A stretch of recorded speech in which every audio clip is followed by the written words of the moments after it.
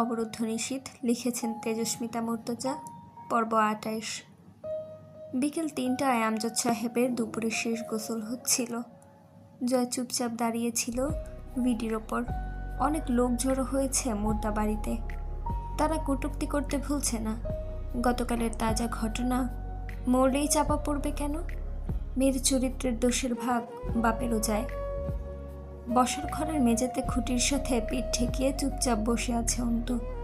উঠানের ওপর ট্রিপল টাঙিয়ে ভেতরে তার আব্বুর শেষ গোসল হচ্ছে। সে চুপচাপ বসে দেখছে। কান্না পাচ্ছে না তার। আব্বুর সাথে খুব যেতে ইচ্ছে করছে। অবশ্য সে যাবেই, কেউ আটকাতে পারবে না তাকে। জয় তাকিয়ে দেখছিল অন্তুকে। দুটো ছেলে এগিয়ে এলো, সালাম দিল। জয় খেয়াল করলো না। দুজন কিছুক্ষণ অপেক্ষা করেও জবাব না পেয়ে ডাকলো, জয় ভাইয়া। জয় আনমনার মতো বলে, দৃষ্টি তখন অন্তুর দিকে। রাগ হচ্ছে তার। মনে মনে ঠাস করে অভ্যাসবশত দুটো গালি দিল। মানুষের বাপ মরলে কাঁদে, শালি সেটাও করছে না। মানে হাগল পাগল বিয়ে করাই দিছে আমার সাথে। তোর বাপ মরছে, তুই কাঁদবি, চিল্লায় কাঁদবি। তা না করে এমনভাবে বসে থাকার কারণ কি? কখন জানি ফিট খেয়ে পড়ে থাকবি?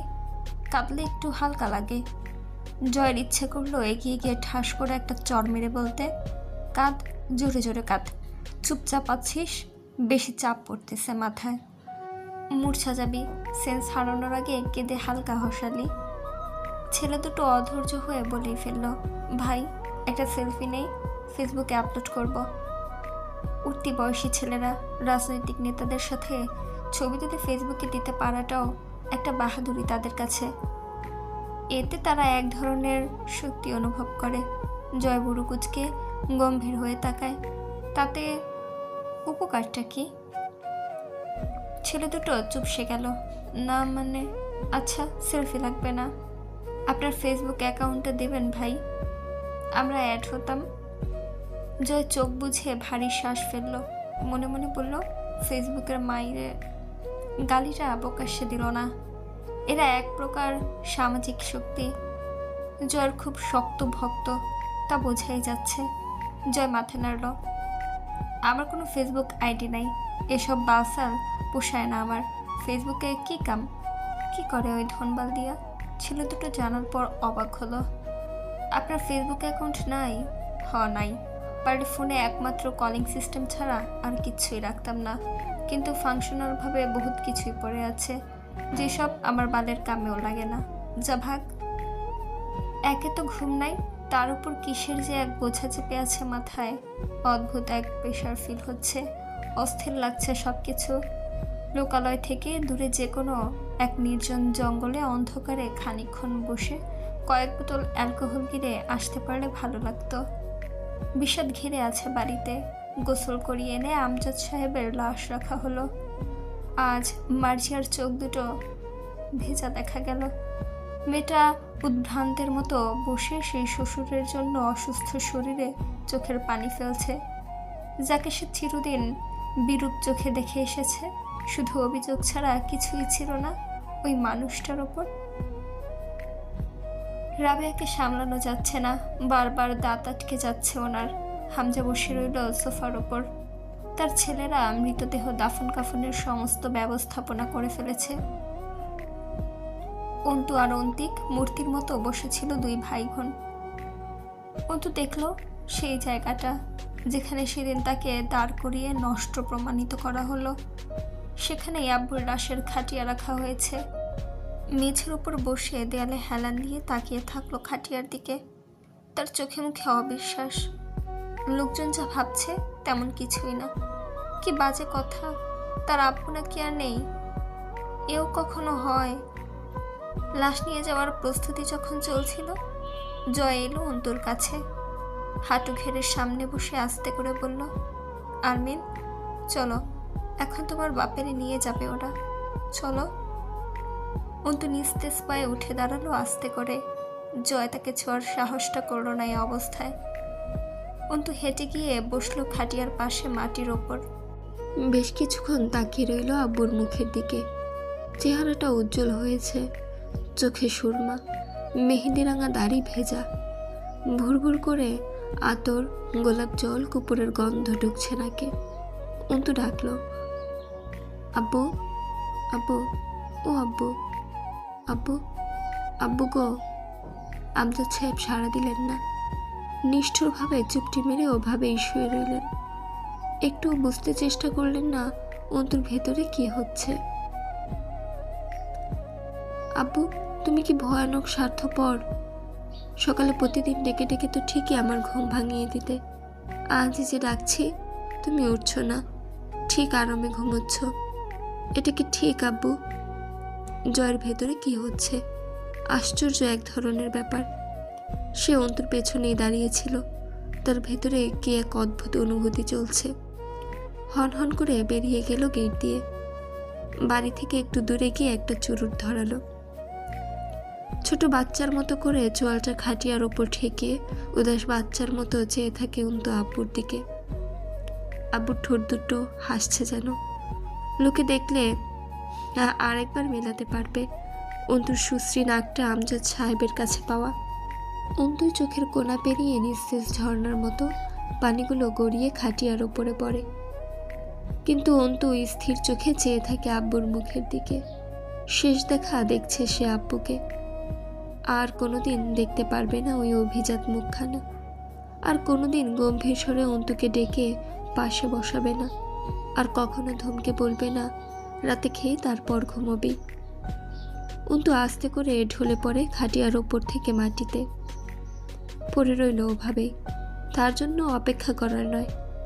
লোকজন অন্তুর চেতনাহীনতার মাঝেই অন্তুর আব্বুকে অন্তুর কাছ থেকে চিরতরে সরিয়ে নিয়ে গেল।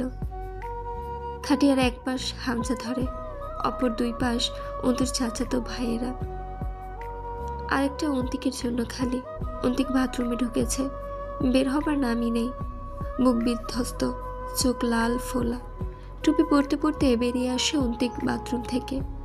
খাটিয়ার এক পাশ হামজা ধরেছে, তাতেও কোনো প্রতিক্রিয়া দেখালো না ছেলেটা।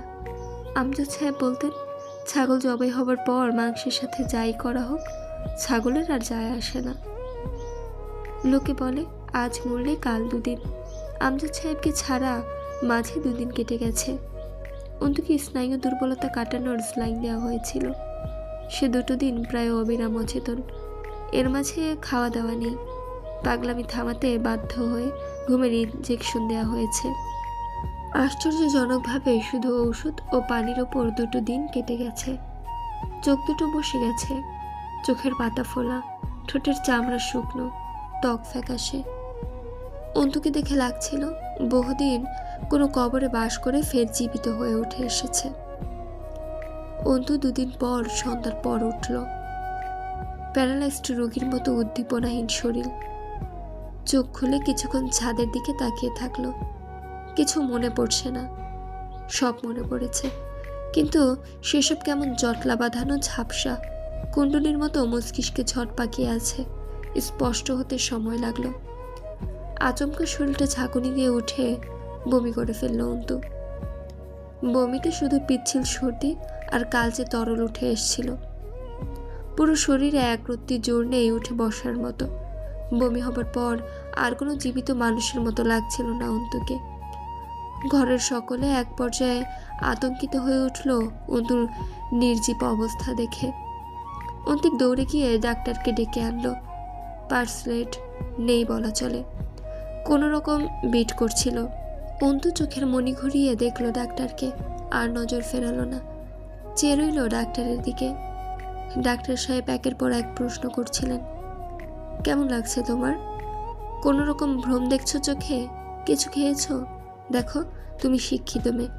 পৃথিবীর চিরন্তর সত্যগুলোর মাঝে মৃত্যু সবচেয়ে উপরে রয়েছে, যেটা অস্বীকার করার উপায় নেই।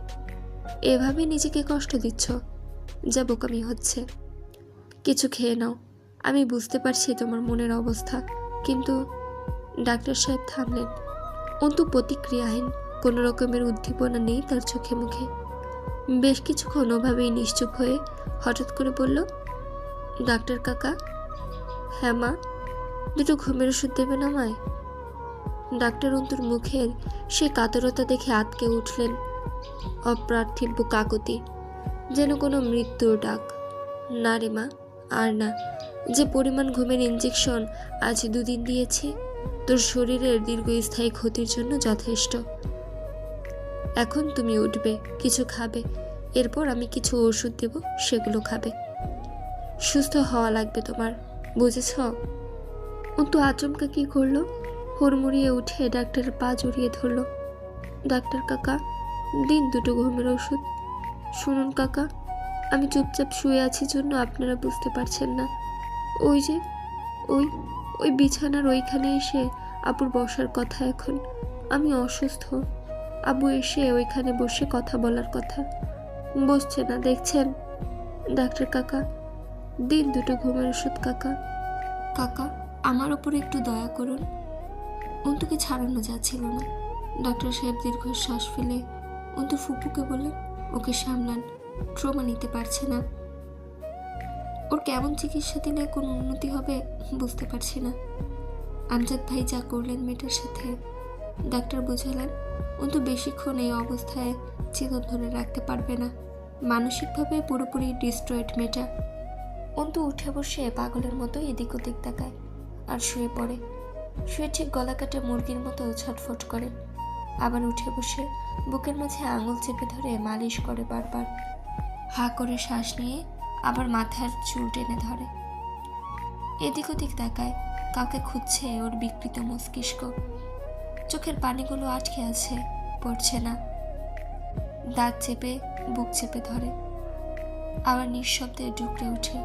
মাথা নিচু করে নিঃশব্দে আর্তনাদ করে। মাথা তুলে বলে, ডাক্তার কাকা, আমায় ঘুম পাড়িয়ে দিন, আমার ঘুম পাড়ানো ওষুধ দিন, আমায় 2টো ঘুমের ওষুধ দিন, আপনার কাছে অনুরোধ করছি কাকা। হাত জোর করে অন্তু। ডাক্তার চেয়ার থেকে নেমে অন্তুর সামনে বসে মাথায় হাত রাখেন। আমজাদ ভাই কি করলেন বুঝতে পারছি না। এই পাগলিকে রেখে খোদা তাকে টান দিলেন কেন? ধৈর্য ধরো তুমি মা। অন্তু অনেকক্ষণ ওরকম চামড়া ছেঁড়া পশুর মতো তড়পে একসময় ক্লান্ত হয়ে পড়ে। আস্তে করে মেঝে ঘেঁষে গিয়ে দেয়ালে হেলান দিয়ে বসে। সামনের দেয়ালে একটা ক্যালেন্ডার ঝুলছে। আজ 29শে নভেম্বর 2014। তার বিয়ে হয়েছে 26শে নভেম্বর 2014। অন্তু অপ্রার্থিব্য দৃষ্টি মিলে তাকিয়ে রইল দিনপঞ্জিকার দিকে। ডাক্তার সাহেব বিস্মিত চোখে দেখলেন অন্তুকে। তিনি যা বুঝলেন তা ভয়ানক। অন্তু নিজের একাধিক সত্তার উপর চমৎকার নিয়ন্ত্রণ পেয়ে বসেছে। এমন নয় যে সে যখন সত্তা হারাচ্ছে তখন অন্য সত্তাকে ভুলে যাচ্ছে। মাইন্ড কন্ট্রোল করতে পারছে মেয়েটা। ভয়ানক এক মানসিক রোগ। সে নিজেই নিজের ভয়াবহতা বুঝতে পারছে, আবার ভয়াবহতার উপর কাবু রয়েছে। অর্থাৎ তার নিজ নিয়ন্ত্রিত একাধিক মানসিকতা তার ভেতরে জায়গা পেয়েছে। অন্তু চট করে নিজেকে শান্ত করে তুলেছে। এখন দেখে মনে হচ্ছে কিছু ভাবছে। চুপচাপ হাঁটুতে থুতনি ঠেকিয়ে মেঝের দিকে চেয়ে আছে। থুতনি সহ পুরো শরীর দুলছে রকিং চেয়ারের মতো। তার ঘুম পাচ্ছে খুব, ঘোর লেগে আসছে। ক্ষুধা লাগেনি, তবে অল্প পানি পিপাসা পেয়েছে। ডাক্তার চলে গেলেন, ঘর ফাঁকা হয়ে এলো। অন্তু টের পেল আব্বু এসে পাশে বসেছে। অন্তু হেসে জিজ্ঞাসা করে, কেমন আছো স্বার্থপর আব্বু? আমজাদ সাহেব মৃদু হাসলেন, আমি ভালো আছি, তোকেও ভালো থাকতে হবে। কিছু খাসনি কেন? মৃদু ধমক দিলেন আমজাদ সাহেব। অন্তু ফুপুকে ডেকে বলে, আমার জন্য খাবার নিয়ে আসুন তো, আর পানি আনবেন বেশি করে, গলা শুকিয়ে আসছে খুব। আব্বুর উদ্দেশ্যে হাসলো। এবার খুশি? আমজাদ সাহেব জবাব দেন না, চুপচাপ বসে থাকেন অন্তুর পাশে।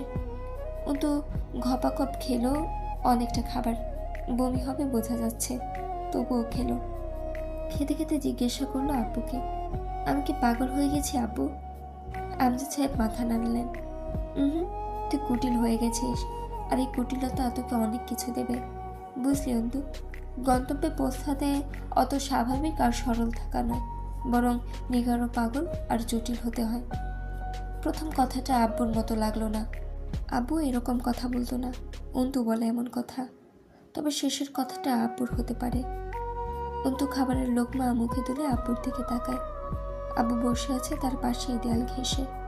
অন্তু টের পায় তার আর যন্ত্রণা হচ্ছে না বুকে। একটু কষ্ট লাগছে না, একদম স্বাভাবিক সুখী লাগছে নিজেকে। হ্যাঁ, অবশ্য একটু অস্বাভাবিক লাগছে সবটা, চারপাশটা মোটেই স্বাভাবিক নয়, অদ্ভুত।